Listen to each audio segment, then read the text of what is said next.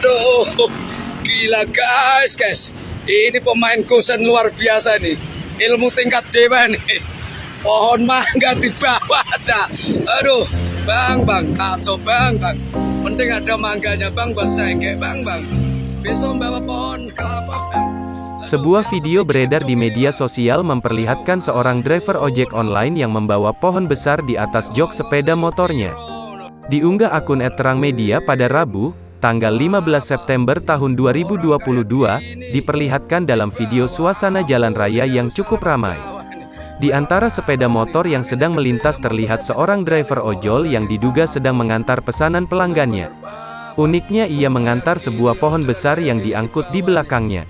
Nampak sopir ojol tersebut perlahan mengemudikan motornya dan berhati-hati membawa pesanan konsumennya. Harus ekstra hati-hati jika dapat orderan pohon mangga, tulis pengunggah. Sontak video tersebut pun mendapat beragam komentar warganet. Yang order gak ada akhlak, kata seorang warganet.